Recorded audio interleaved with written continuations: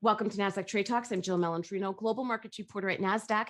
Joining me is James Lee, managing director and senior tech analyst with Mizuho Americas, to discuss smart transportation and autonomous driving opportunities as the Chinese government recently initiated a multi-year plan for it. James, this is such an interesting space. Welcome to Trade Talks. Thanks for joining us this afternoon. Give us a high-level overview and what's taking place in China right now that makes it look more attractive. Yeah, thank you for being on your show here.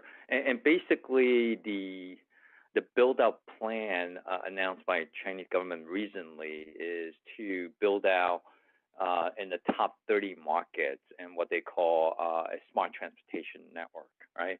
And fundamentally, the way Chinese government believe in building autonomous driving network is very different from the U.S., right? The Chinese believe in building from the outside of the car to inside of the car, rather than the U.S. If you look at Waymo specifically, is really all the technologies inside the car to manage that environment. And the build-up plan consists of putting, camera and sensors on the road, right, to manage the traffic and also integrate that technology with the inside the car to create a safer environment to leverage 5G. And our check kind of indicating that governments are shifting their infrastructure budget into technology to accommodate central government's goal here. So as a result, we think smart transportation build out across China is a leading indicator for mass market rollout for autonomous driving, because we think the OEMs, the automakers in China over time, Jill, they'll follow China's technology platform. On the smart transportation side, they want to make sure the technology are seamlessly integrated, having a unified operating system, so everything can work in a very succinct way to really drive a lot of efficiency. And that's part of the goal of the government to highlight the 5G build out in China as well. That's really interesting, their approach where the infrastructure is going to be integrated with the car as well. That seems to makes sense. So it's coordinated. So let me ask you a question. You have big players like Baidu, as an example, getting into this market. Why would Baidu be interested in getting into the Chinese market? Yeah, and there are a couple of different reasons, right? Baidu has, is one of the companies that has been investing in autonomous driving longer than their peers, right? And if you look at some of the public records in China, I think the only one that's available in China is looking at City of Beijing in terms of looking at autonomous driving miles. And where Baidu is very dominant at 85% of the market share, more than any other players in China.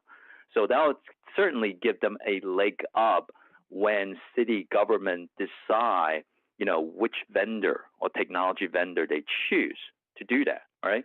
And at the same time, Baidu's mapping technology, Baidu Maps, has been in the market for the longest time and probably most sophisticated versus other players out there in the country. That also give them a significant advantage in terms of being chosen as a vendor there as well. Just to give you a comparison in the U.S., right? If you look at the state of California, they also disclose autonomous driven miles in the U.S.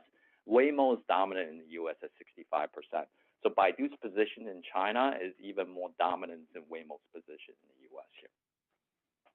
And to wrap up here, James, what other opportunities would you be looking for within this space of autonomous driving? It seems like we're still in very early innings of this.